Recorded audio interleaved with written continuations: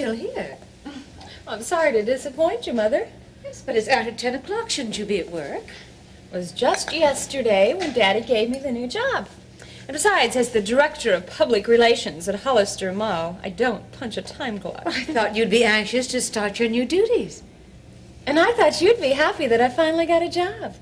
Simply having a job isn't the point. It's what you do with Mother, it. there's nothing to publicly relate yet. Well, a responsible employee would find something. As long as Father is pleased, what should you care? I mean, as long as I pay the rent. Now, I am concerned that your father will not be as strict with you as he is with his other employees.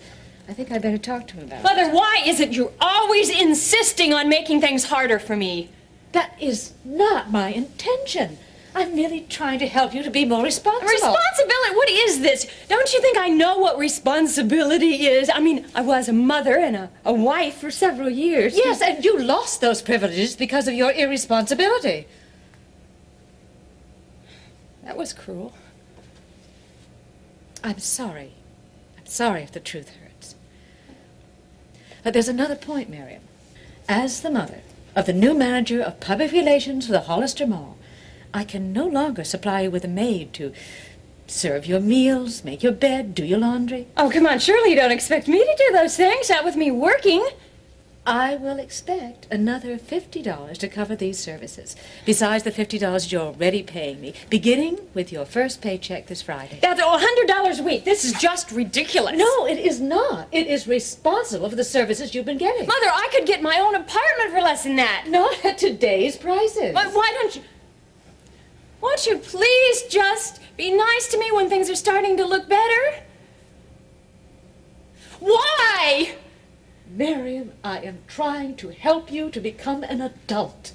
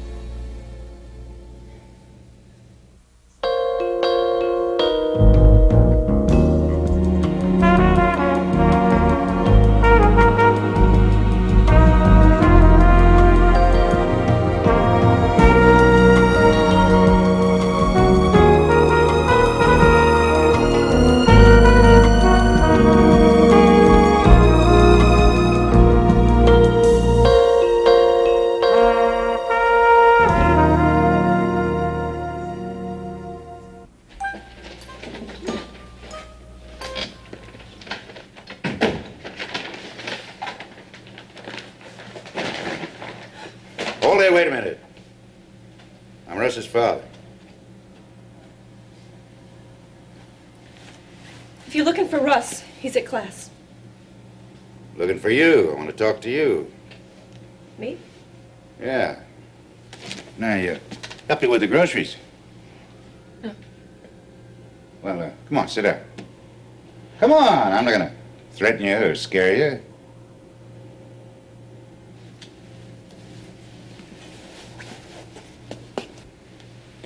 Russ told you about me? Yeah, I know. What do you know? Everything. Russ and I are very upfront with each other. Good. Well, I'm gonna be up front with you, too. Carrie, she thinks that you ought to leave Russ alone. Why don't you do that, huh? Because I love him, and he needs me.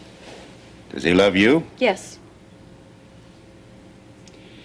Well, you know what his mother thinks about this situation, you know? Yeah, I know. And she knows what I think about it, too. She's just trying to run his life, just like she's run you. Yeah, well, go on. Finish it. Just like she's run yours. Well, you gotta try to understand where she's coming from. Our relationship, it's been pretty rough on her. Yeah, what about Russ? Where were you when he needed a father? Hiding. But look, I'm gonna ask the questions here. What is this I hear about you singing, huh? It's how I plan to support Russ through med school. I got my first job. Yeah? Well, how much is it gonna pay? Saturday night, I make $75. Boy, you're gonna be rich. I know it's not much to you, but it is to us. Yeah, well, you're going to need every cent of it, too. Especially when the baby comes, huh? How do you know about that? You just told me. Are you going to tell Russ about the baby? Of course I'm going to tell him. I just haven't found the right time yet. I mean, he might suspect something about my 8th month along, don't you think? Is he going to marry you? I'll let you know. Well, what about this baby? What are you going to do about that? It's a part of Russ. I love it already. Yeah. You got guts, kid. I like you. Look, try to talk Russ into accepting that money, huh? No strings. And you can live happily ever after.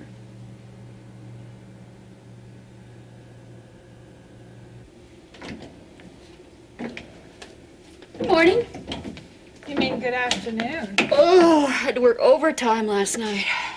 Didn't we have a piece of pie in here somewhere? Oh, it was delicious this morning at 2 when I came in. Oh. What's this? Oh, it's a note from Peter. Dear Mom, please remind Dad that he said I could have the car tonight. He was gone when I left for school. Thanks. Love, Peter. I think he has a hot date. Well, I got to go to work at 3, so I'm going to have to leave Scott a note. Seems we've been communicating a lot by cards and notes lately. Oh, we got another card from Laurie and Ben. I never had time for notes on my honeymoons. You look very nice today. Going on a job interview? Sort of. I have a luncheon date with John. Oh, Mr. Durkin? Another one? Now, don't try and talk me out of it, Terry, because I've already made up my mind. I'm going to ask him for a job. I don't think that's wise, Nancy. 1 minute you complain because I'm not working. The next minute you're carrying on because you're trying to limit my possibilities. Well, do you really think he's going to give you a job? Why not? Says I'm cute and fun. Besides, he's rolling in dough. Nancy, we need to talk. Do you have a minute? Just about. Can't keep the silver fox waiting. Silver Fox? It's my name for him. He loves it. He could be a wolf, but I think those days are gone 15 years ago.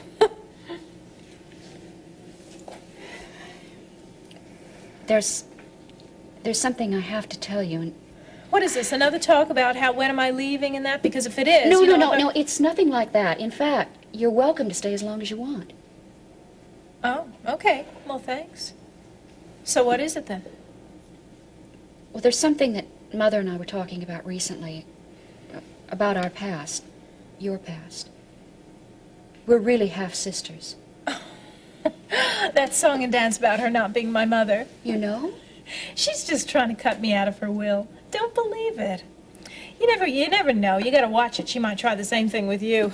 Oh, she's ridiculous. Listen, I gotta run, but I'll see you later, okay?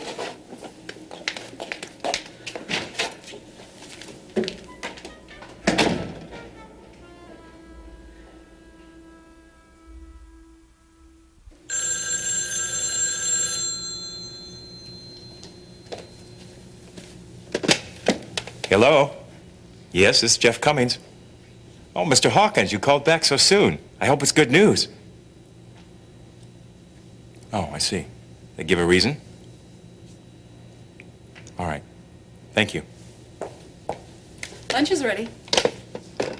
Oh, honey, what's wrong? Who was that? That was the 7th Bank. Turned down our loan application. Oh, I'm sorry. I know you had your hopes up. No, I'm fine. Really. In fact, I'm great. Jeff. No, I am, honey. Don't you see what this means? No more rejections. You mean you're going to give up on your idea of buying the bookstore? No, I think that's exactly what God wants us to do, is buy it. Then what are you talking about? Well, that was the 7th rejection.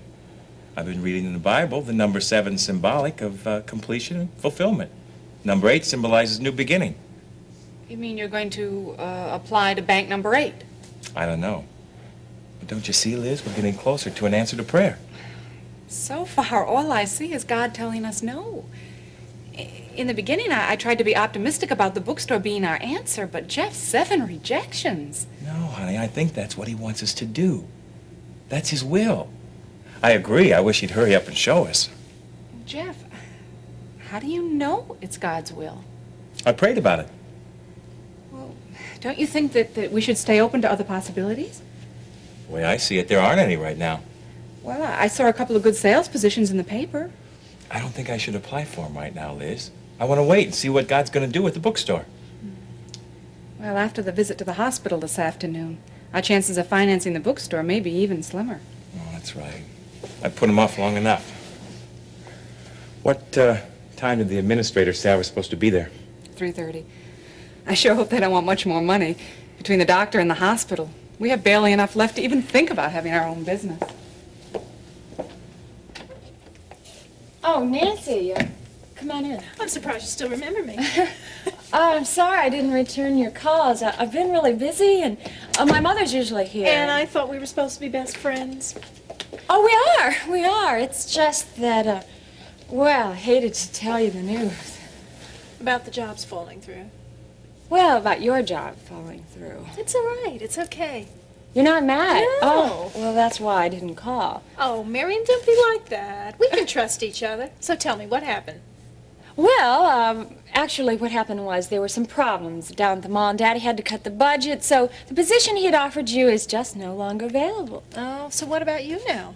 Well, I'm going to be the new Director of Public Relations for Hollister Mall. Fantastic. Good for you. When Thank do you start? Well, I was supposed to start today, but I took one look at the office and I said, no, I just refuse to work until some changes are made down there. Like what? Well, like the carpeting, the color is just all wrong. The desk is much too small, the wallpaper. Well, I just hope my office is suitable. Oh, do you have a job? Yes, I Do you? think so. Do you remember that old guy, John Durkin, I was telling you about? Oh, no, the one you've been buttering up. The very same. Well, I had lunch with him today, and he said he's got a couple of positions open. So. Good, Isn't that it's great. In fact, I'm going to have drinks with him this afternoon, so maybe Right. we'll both be in the money soon. Well, not if my mother has anything to do with it. Can you believe that she has decided to double my room and board payment? Oh, why? Because you got a job? No, she wants to teach me some responsibility. Oh, it sounds just like my sister. You know, she's driving me crazy. I got to get out of there Well, soon. I feel the same way. It's the sooner the better to get out of here. In fact, my little mother is pushing me, I think, closer and closer to maybe a nervous breakdown. Do you want some? No, thanks. I got to meet with Moneybags. You know, I got an idea. Why don't, after we start working, we get an apartment? We can share it. Share the expenses and everything. I like that idea. And that would show my mother a thing or two. Yeah, good idea. Listen, I gotta run, but maybe we can get together for dinner tonight. I'll pick you up about 8. Oh, actually, my nephew's got the car. Can you pick me up this Oh, evening? sure, no About problem. 8 o'clock? Okay. Let me give you the address. Oh, yeah, I don't even know where you live. Here. Write it down here. It's real simple, actually.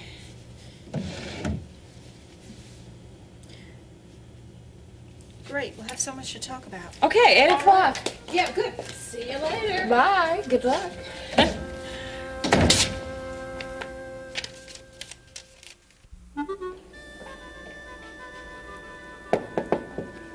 Oh, hi. Come on in. Is it cold outside? Ooh, it's getting colder. I should have worn my coat. The radio said it's supposed to dip into the 30s tonight. Oh, I better tell Jeff to put up the heat. Oh, gee, I hope I'm not disturbing you. Oh, no, these are just last-minute dinner instructions for Scott and Peter. I got a few minutes before I go to work. Well, then I'll get right to the point. I'm concerned about Jeff becoming overly religious. Well, that's a switch. He's becoming such a fanatic, out of touch with reality. Well, how?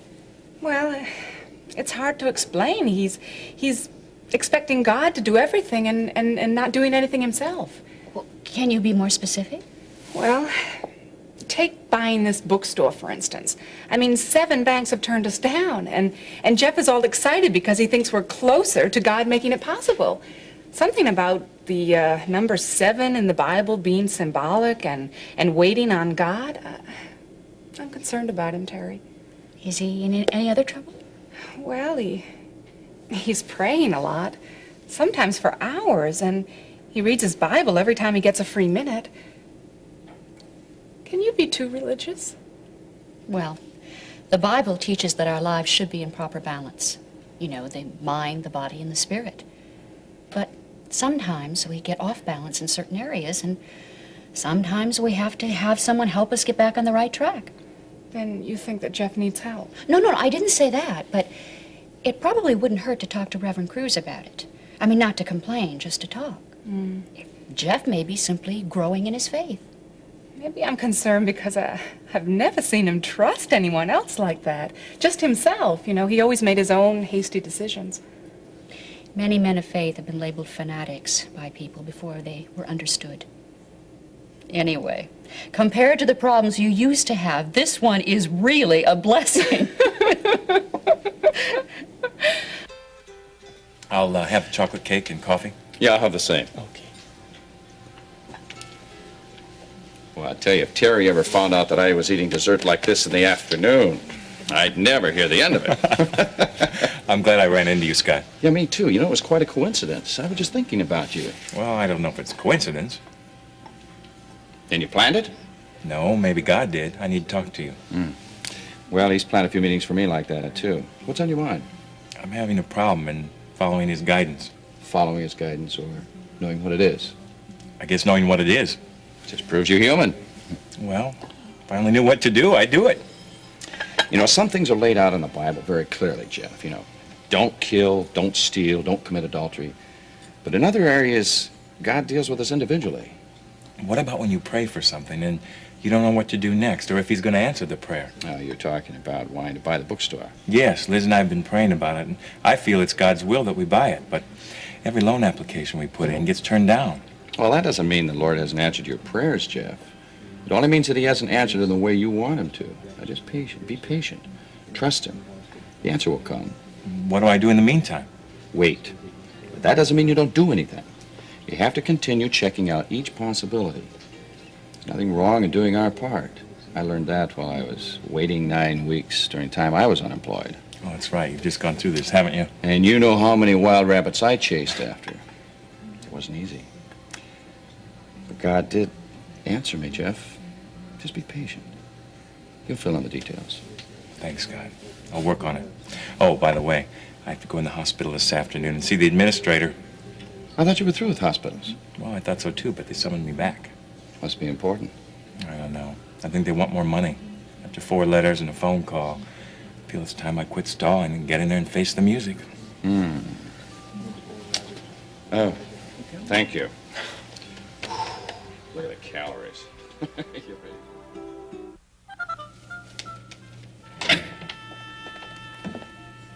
Oh, Mr. Cummings, I'm so glad you could make it. Thank you. Won't you have a seat? May I get you a cup of coffee or tea or a cold drink? No, I'm fine, really. As a matter of fact, I'm in excellent condition, like it never happened. How are you feeling? Like I said, great, never better. Well, have you seen a doctor lately? Only at a wedding I attended recently. Oh? He was getting married. Oh, I see. Well, I'm glad you didn't bring your attorney, Mickey Duncan, with you. It's Mitch Dunbar. Oh, yes, of course. Well, you'd know. I didn't think it'd be necessary. Well, I'm glad you feel that way. I think we can settle this out of court. I hope so. It depends on your price. Oh, yes, of course. Well, we want to be fair. That's the reason I made a special point to talk to you. We don't like these things unnecessarily prolonged. I see. We at the hospital want to treat all our patients fairly, regardless of how great or how small the ailment. It's our policy. We may make a few mistakes, but we believe in proper and speedy restitution. We don't like trouble. If you're referring to me, just give me a chance. Oh, no trouble. Well, I can make arrangements. Oh, please don't. You'll agree with me once you've heard me out. Well, what if I don't have enough? Mr. Cummings, if you only give me a chance and not jump to conclusions. All right, give it to me straight. Well, in short, we at Kingsley General feel that we cannot expect any payments from you for the surgery or for any of your medical expenses, since it was an act of some supernatural. God. Oh, yes, of course. Well, Mr. Cummings, we'd like to return this check to you. What? It's for $14,000. Yes, every penny you paid us. Praise God. Oh, praise God. Woo. Thank you. Thank you very much. Oh, thank you, too. God bless you. God bless everybody. It's that kind of nut that makes us Christians look bad.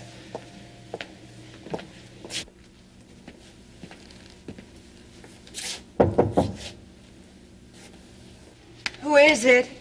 Vince. You're just like your son, usually late. Well, I had some political business to take care of. Did Russ call today, huh? No, and I'm worried. Well, it'll take him a little time to get adjusted. He'll call. How did it go? What?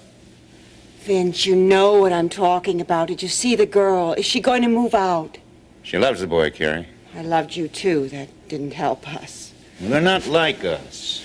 At least Russ isn't tied to a woman he doesn't love. They're together because they want to be together. They're together because she wants them together.